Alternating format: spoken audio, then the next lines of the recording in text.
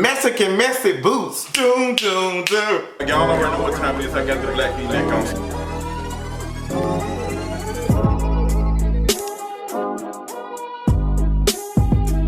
Married to Medicine season, I don't know, episode, I don't know, but baby, let me tell you, episode was funny. I think I watched at least 3 times, cackling at Dr. Damon. Somebody said, where you going, buddy? That bitch look good. Dr. Damon and Heavenly had me screaming when Heavenly got up and walked out, and it was just funny. But let's go ahead and get into this full review on Married to Medicine. Mexican messy boots, and messy boots indeed it was. It honestly seemed like Heavenly asked these questions because the questions led right to Contessa feeling some type of way, rightfully so, and leaving the table when it got into the conversation about should your spouse be able to make decisions without you. And I loved how Mariah said, you know, it's a together thing. It is a together thing, like both parties working together and what's best for the household. That is so important. I've learned that in my own relationship. I do not like do things without consulting my my boyfriend. Like we talk about things and I tell him what is going on and he tell me what he's got going on. Like that works best. So it's just not me making a decision that is going to affect us, because any decision that he makes or I make affects the household. If it's changing jobs or going to another place to work a job, it does. And I don't think Scott gets that, and I think Scott doesn't get that he's been able to do things and not consult her, because it's to be expected that the mother is supposed to stay at home, take care of the kids, and support the husband and whatever. Like Contessa doesn't like that. Contessa revealed that she didn't honestly want to leave the Navy. She actually wanted to stay in the Navy, but it was just moving around. Now I do understand there was a lot like going on. Being in the military and having kids and marriage is a lot. It's a lot, like moving. But there are a lot of women who be stay-at-home moms, and just whenever they move, they just pick up and do whatever. It's just like, so I bet you if the roles were reversed and Scott was in the Navy and Contessa wasn't, like Contessa would have moved to different countries and stuff and would have allowed him to go to Afghanistan, Kuwait, all of that. Think about how much we prop up in movies of women staying and writing love letters to the men while they over, you know, like it's just, girl, ooh, patriarch, I just hate it. I just got to talk about that in the T.I. Tiny Red Table Talk Part 2, girl, it's a mess. But what else was going on? Oh yeah, but what's her name walked out, and thankfully Buffy was there to console her and talk to her and everything, and Buffy, you won some major points with me. I will say that this trip made me look at you in a different light. And it made me like you a little bit more. I think you've been a little bit boring a little bit, but I think this gave you a little bit more perks. So I wouldn't mind Buffy coming back next season, because I did like the fact that Buffy didn't have no problem getting Heavenly together and let her know what it is. But I want to see Buffy be strong even more. I think Buffy can do it. I don't think Buffy backs down. But the story about the you know, her being infertile or whatever, having fertility issues, I think some of us might be a little bit burnt out with that. Not saying that she should not talk about that. I love that for her. I want her to talk about her experience with that. But I just don't want it to be another season of Married to Medicine or Real Housewives of Atlanta going through that long drawn out stuff and just exploiting it. I don't want that. I want Buffy to like show us more than just that, and what she's doing, like, and her husband relationship, how is it being married to a white man, like, girl, like that. I think Buffy has a lot to share with us other than just that. And I'm loving how she stood up to Jackie and just said, girl, we'll talk about that when I want to, but that wasn't your pain to talk about. Absolutely. So Mexican Messy Boots turns into part 2. The couple split up. Cecil said he got something planned for the guys, and I'm just so ready for it. They end up doing something for Quad, a singles something, and it was kind of lame a little bit. They gave Quad a little crown, and she was talking, and it was cute. And then the question comes up about, I think, what did they talk about? They talked about a threesome somehow. And I don't know where was they when they talked about a threesome? I think they had got up before the conversation came up. But I think doing Quad's little thing, they started talking about like who would they shack up with and all that other stuff. And Heavenly said, Jesus, girl, I don't have time. I liked that Jackie said Will Smith, Obama, like, girl, how y'all sitting talking about y'all gonna marry a man that's married? Y'all couldn't find no man that's single. Like, y'all don't even know how to play the game. How y'all don't even know how to play the game. You ain't supposed to find somebody that's married. You're supposed to find somebody that's single and whatever.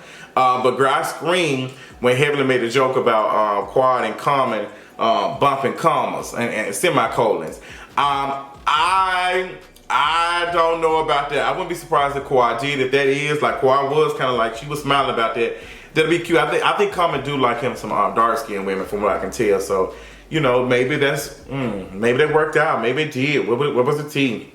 So the men, they over there, like, they talking about the threesome talk, and they just like, bro, we ain't gonna get into that. They knew the cameras, cut the cameras, dead ass. They knew they were not gonna talk about that with them cameras, but I guarantee they wanted to. And what's funny, they went into confessionals, and they talked, and all of was like, you know, saying funny stuff. I actually like Toya and Eugene's relationship. I love how they can play like that. It kind of reminds me of my own, like that playful stuff. How she was like, oh, you know, Alicia Keys or that kind of. I love that they joke and they just have a good time with each other, and it's just everything. Oh my gosh, it's just everything. I'm starting to fall in love with Toya Big Eye Bud from Detroit. What is it about me falling in love with folks from Detroit? Yeah. So the guys end up heading to the strip club, girl, and you know it's about to turn to Mexican messy boots. Girl, Simone loud, Mexican messy. Like, she was just so, I love Simone though. I love Simone. I love her. But they get to the strip club and baby, the guys were shook. Cecil was tipsy. You can tell Cecil was tipsy. They get in there and baby, them women going in. Baby, they sitting on Daddy loud. And Daddy just ain't saying nothing. He ain't stopping them. They doing all this to Daddy. And Damon looking like, what? I'm not Poppy, I'm Daddy. And it's just me. They sitting in his, like, I was just like, oh my God. And I'm screaming at Curtis, because Curtis been putting the thing on his eyes, like covering his eyes up. And then Aiden over there looking like a boy in a toy store or something. Like, he just looked like a kid in a candy store. He just so excited. Like, it was just so funny. It was just so funny. So you know it's about to be a mess. You just know it's about to be a mess. So the guys to get home to like 2:30 in the morning. And everybody's waking up, and Contessa sends a text to Heavenly and tells Heavenly that, you know, the guys went to the strip club. So Heavenly goes and wake Damon up. Damon is asleep. All the other couples talking about it. Seemed like everybody was okay with it. Like, they ain't had no problem with it. But baby, Heavenly sat down and said, what happened last night? He was like, well, you know, we went to a bar. We went to a bar. And Damon is just trying his best not to say he ended up telling Heavenly. Heavenly looking like, okay, you let her sit, like, asking questions. Where was she sitting there? Baby, Heavenly started asking me questions, and it just got worse. And Heavenly got up. I'm talking about every time Damon told her a story, the longer Heavenly lip hung out. It was just like she got up. She got up. She walked out. She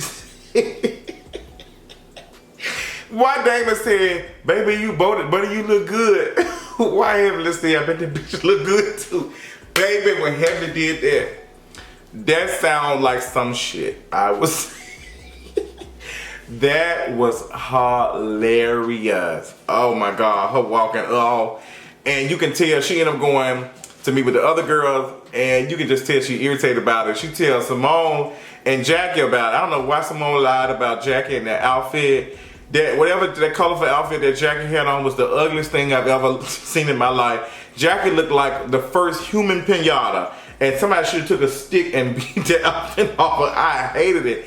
Speaking of other outfits, Toya, girl, I love you much.